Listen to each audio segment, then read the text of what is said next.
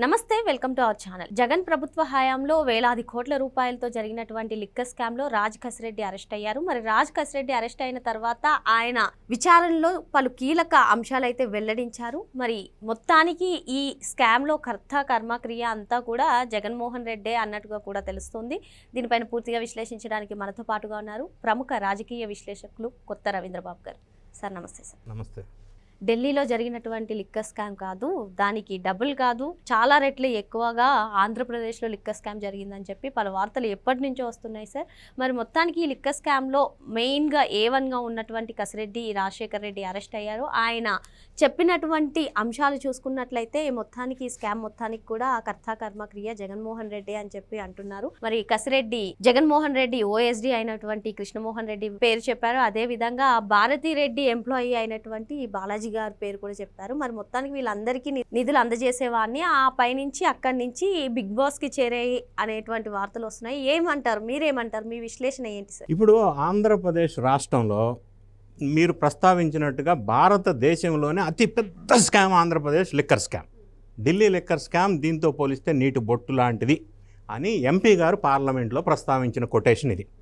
ఏదేమైనా మీరు అంటున్నారు ఈ లిక్కర్ స్కామ్లో కర్త కర్మ క్రియ జగన్ రెడ్డి గారికి చుట్టుకుంటుందా అని. అసలు ఒక్క లిక్కర్ స్కామ్ ఏంటి? రోజుకు ఒక మాజీ మంత్రి అక్రమాల కేసులో అరెస్ట్ అవుతూ ఉన్నారు. ఆ అరెస్టు నేపథ్యంలో, ఆ ఇన్వెస్టిగేషన్లో, ఆ ఎంక్వైరీలో ఆయా వ్యక్తుల్ని విచారణా సంస్థలు బాగా ఎంక్వైరీ చేసినప్పుడు అల్టిమేట్గా కంక్లూజన్ ఆఫ్ ద ఎంక్వైరీ ఏముంటుంది? దాన్ని ఏమంటారు? అంతిమ లబ్ధిదారు, అల్టిమేట్ బెనిఫిషరీ ఎవరు అనేది ఒక కంక్లూజన్ తీసుకురావాల్సిన అవసరం ఉంటుంది. అంటే for example Kodali Nani case కావచ్చు, కాకాని గోవర్ధన్ కేసు ఇంకా అరెస్ట్ అవ్వలేదు, రాబోయే రోజుల్లో విడుదల రజనీ కావచ్చు ఇంకా అరెస్ట్ అవ్వలేదు, ఒప్పుకుంటా. ఇట్లా లిస్టు ఉంది కదా, ఇంత అక్రమాలు చేసిన వాళ్ళ లిస్టు, అరెస్ట్ లిస్టు. నిన్న పెద్దిరెడ్డికి సంబంధించిన ఒక వ్యక్తి మాధవరెడ్డి అరెస్ట్ అయ్యారు. ఏది? మదనపల్లి ఫైల్స్ దగ్ధం కేసులో. ఈ అరెస్టుల లిస్టు ఇంత పెద్దగా ఉంది. వాటన్నిటిలో డిఫరెంట్ అక్రమాల కింద అది.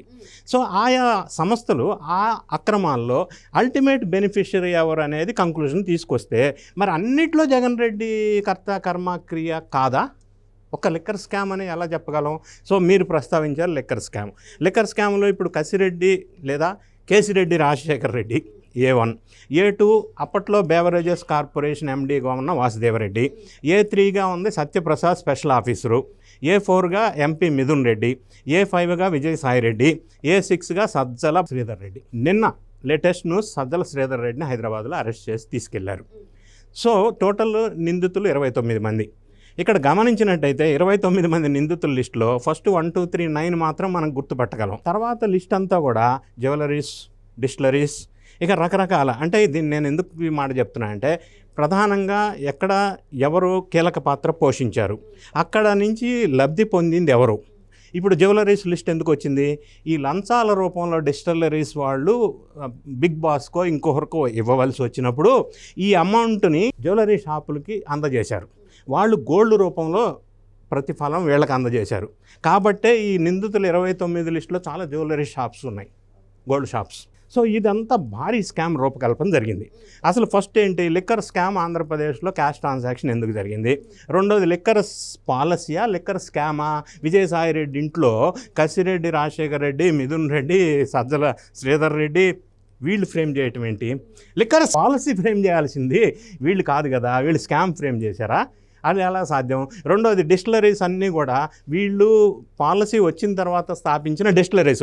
అది అదాని డిస్టిలరీస్ కానీ, లీలా డిస్టిలరీస్ కానీ, ఈ 2 డిస్టిలరీస్ కూడా కసిరెడ్డి రాజశేఖర్ రెడ్డి, మిథున్ రెడ్డి కలిపి స్థాపించారు. 100 కోట్లు ఇప్పించాను నేనే అని విజయసాయిరెడ్డి స్వయంగా ప్రకటించాడు. అంటే వీళ్ళు పెట్టుకున్న డిస్టిలరీసు, మ్యానుఫ్యాక్చరింగ్ ఫెసిలిటీ లేని డిస్టిలరీసు, పాలసీ ఫ్రేమ్ చేసిన తర్వాత వచ్చిన డిస్టిలరీసు, వాళ్ళకి మాత్రమే ఆర్డర్ ఎందుకు ఇచ్చారు? ఈ కమిషన్ వ్యవహారం ఎట్లా జరిగింది? కేసుకి 150 రూపాయలు బ్రాండ్ను బట్టి, కాస్ట్లీ బ్రాండ్ అయితే 600 రూపీస్ పర్ కేసు. ఈ విధంగా డిజైన్ చేయడానికి 60 కోట్లు పర్ మంత్ వచ్చేటట్టుగా ప్లాన్ చేశారు. ఇది పాలసీ ఫ్రేమా, స్కామ్ ఫ్రేమా? విజయసాయిరెడ్డి ఇంట్లో జరిగిన ఈ మీటింగ్స్ ఏమి రూపకల్పన చేయడానికి కూర్చున్నారు అనేది మనకు అర్థమవుతుంది. ఇప్పుడు 60 కోట్లు రావాలంటే ఏం చేయాలా? కేసుకి ఎంత తీసుకోవాలా? వీళ్ళ స్టాటిస్టికల్ డేటా మనకి రిమాండ్ రిపోర్ట్లో వచ్చిన అంశాలనే మాట్లాడతా. నా ఓన్ డేటా ఏం లేదు. రిమాండ్ రిపోర్ట్లో డీటెయిల్ మొత్తం మెన్షన్ చేశారు.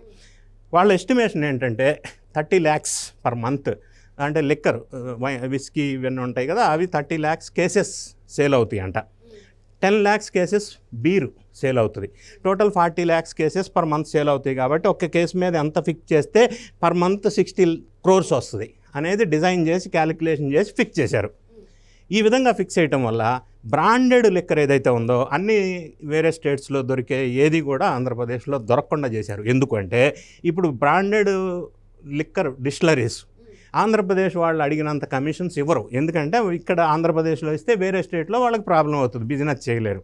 కాబట్టి వీళ్ళు ఏం చేశారు, వాటిని అవాయిడ్ చేసి వీళ్ళు సొంత డిస్టిలరీస్ నుంచి వీళ్ళ సొంత బ్రాండ్స్తో పిచ్చి బ్రాండ్లు పెట్టి జనం ఆరోగ్యంతో ఆటలాడుకున్నారని నేను అంటున్నానంటే, ఫర్ ఎగ్జాంపుల్ ఏంటంటే గుంటూరు డి అడిక్షన్ సెంటర్లో 2019కి ముందు 343 మెంబర్స్ ట్రీట్మెంట్ చేసుకున్నారు. 2019 నుంచి 2024 పిచ్చి లిక్కర్ సప్లై చేసిన 5 సంవత్సరాల పాలనలో 4937 మెంబర్స్ ఒక్క గుంటూరు డి అడిక్షన్ సెంటర్కి వచ్చారు. 32,167 మంది ప్రాణాలు కోల్పోయారు. దీనికి బాధ్యులు ఎవరు? మీరు ఓన్లీ స్కామ్ అమౌంట్ గురించి మాట్లాడుతూ ఉన్నారు. ఇంకొక విషయం, ఈ ఓన్ డిస్టిలరీస్గా చెప్పబడుతున్న మ్యానుఫ్యాక్చరింగ్ ఫెసిలిటీ లేని ఈ సంస్థల నుంచి తీసుకోవడం వల్ల బ్రాండెడ్ లిక్కర్ షాప్స్ని దూరం పెట్టారు, కమిషన్ ఇవ్వరు కాబట్టి. మొదట్లో కమిషన్ 12% అనుకున్నారు, తర్వాత 30% చేసుకున్నారు. సరే, అది ఈయన సజ్జల శ్రీధర్ రెడ్డి నేతృత్వంలో జరిగింది. ఈ సజ్జల శ్రీధర్ రెడ్డి ఎవరు? సజ్జల రామకృష్ణారెడ్డి గారికి సొంత బంధువు. సరే, ఈయనకి ఎస్పీవై అగ్రో, ఎస్పీవై అంటే నంది పైప్స్కి సంబంధించిన, నంద్యాలకు సంబంధించిన ఒక పెద్ద పారిశ్రామికవేత్త. వాళ్ళ కూతుర్ని నేను ప్రేమించి పెళ్లి చేసుకున్నారు కాబట్టి Sajjala Sridhar Reddy SPY agro, SPY బిజినెస్కి ఈయన కనెక్ట్ అయ్యాడు.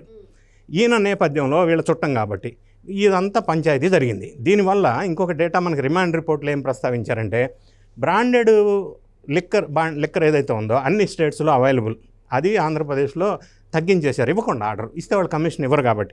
దాంట్లో డేటా ఏం మెన్షన్ చేశారంటే, ఫర్ ఎగ్జాంపుల్ McDonald's అని ఒక బ్రాండెడ్ అన్ని స్టేట్స్లో దొరికే బ్రాండెడ్ విస్కీ ఉంది.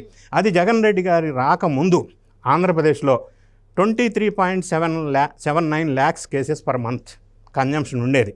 జగన్ రెడ్డి గారు వచ్చిన తర్వాత 5 కేసెస్, 23.79 lakhs కేసెస్ ఉంటే దాన్ని 7 కేసెస్ వరకే తీసుకున్నారు ఆంధ్రప్రదేశ్లో. అంత ఫేమస్ బ్రాండ్. ఇంకొకటి ఇంపీరియల్ బ్లూ అనే ఒక బ్రాండెడ్ విస్కీ ఏదో కేసెస్ ఉన్నాయి. అది జగన్ రెడ్డి గారు రాకముందు 20.2 lakh కేసెస్ సేల్స్ ఉండేవి. జగన్ రెడ్డి గారు వచ్చిన తర్వాత imperial blue sales 7 cases. 20.2 lakhs cases ఎక్కడ, 7 కేసెస్ ఎక్కడ? ఇంకొకటి ఫర్ ఎగ్జాంపుల్ బాగా అందరికీ తెలిసింది కింగ్ ఫిషర్ బీరు.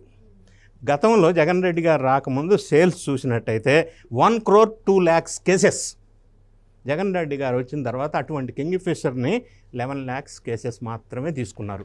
అంటే branded lakhs of cases sales ఉంటే దాన్ని మొత్తాన్ని బంద్ చేసి పిచ్చి బ్రాండ్లు, ఊరు పేరు లేని బ్రాండ్లు, నాసి రకం లిక్కరు వీళ్ళు సొంతగా తయారు చేయించుకొని వీళ్ళ బ్రాండ్స్తో ఆంధ్రప్రదేశ్లో పెద్దవాళ్ళని రానియకుండా అవాయిడ్ చేసి వీళ్ళ బ్రాండ్లు అమ్ముకోవడం వల్ల ఎక్కువ కమిషన్ లబ్ధి పొందారు. ఈ లబ్ధి పొందిన కమిషన్ను కూడా వీళ్ళు గోల్డ్ రూపంలో ఇంకో రూపంలో అసలు లబ్ధిదారులకు చేర్చారు. ఇప్పుడు సజ్జల శ్రీధర్ రెడ్డి, కసిరెడ్డి వీళ్ళందరూ కూడా ఇన్వెస్టిగేషన్లో కనుక కొంత సమాచారం వెలుగులోకి తీసుకొచ్చారు.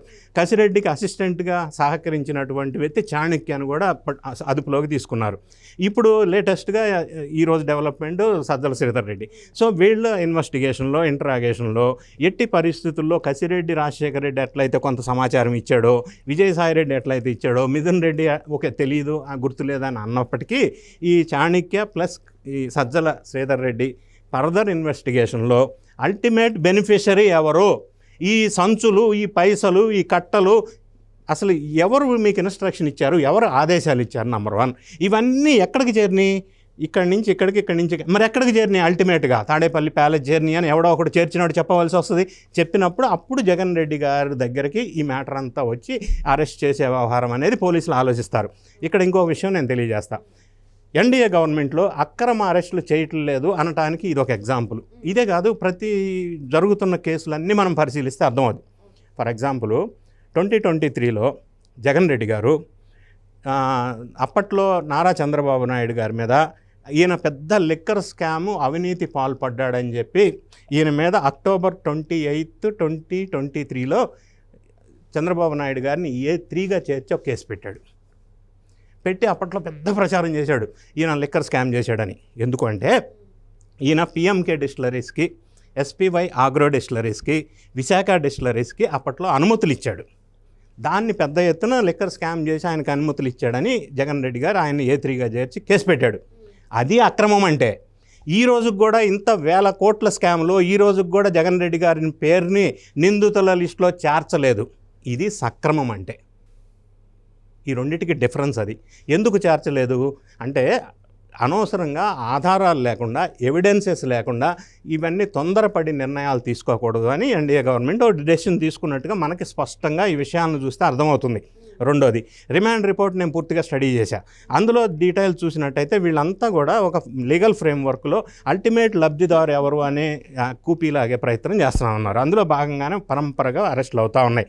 ఈ అరెస్టుల నేపథ్యంలో టోటల్గా అల్టిమేట్గా జగన్ రెడ్డి గారి పేరు ఇప్పటివరకు చేర్చకపోయినప్పటికీ వీళ్ళు చెప్పే ఆధారాలు బేస్ చేసుకొని, ఎవిడెన్సెస్ బేస్ చేసుకొని అల్టిమేట్ లబ్ధిదారు జగన్ రెడ్డి గారు అని పేరు వస్తుందన్న అనుమానం కలుగుతుంది. ఎందుకంటే జగన్ రెడ్డి గారు OSGగా ఉన్నటువంటి కృష్ణమోహన్ రెడ్డి పేరు కానీ, భారతీ రెడ్డి గారికి CAగానో చార్టెడ్ అకౌంటెంట్గా భారతీ సిమెంట్లో హోల్ టైం డైరెక్టర్గా ఉన్న బాలాజీ పేరు కానీ, ఇట్లా జగన్ రెడ్డి కుటుంబానికి సంబంధించిన కొంతమంది పెద్ద మనుషుల పేర్లు ఇందులో ఇన్వాల్వ్ అయినాయి. వాళ్ళ ద్వారా వాళ్ళని ఇన్వెస్టిగేషన్ చేసినప్పుడు, అదుపులోకి తీసినప్పుడు ఆ పైసలు మేము తీసుకున్నామని వాళ్ళు చెప్పరు కదా, పెద్ద అమౌంట్ కదా, అప్పుడు అది ఎక్కడికి చేరింది అనేది కంక్లూషన్కి వచ్చినప్పుడు విచారణలో అప్పుడు జగన్ రెడ్డి గారికి పాత్ర వస్తుంది. అప్పుడు జగన్ రెడ్డి గారిని ఏ విధంగా ఏ సెక్షన్ కింద ఏం చేయాలనేది అప్రాప్రియేట్ టైంలో అప్రాప్రియేట్ డెసిషన్ తీసుకుంటుంది with in legal frame work. ఎందుకంటే ఇది సక్రమంగా పోతుంది కాబట్టి కేసు విచారణ. Okay sir.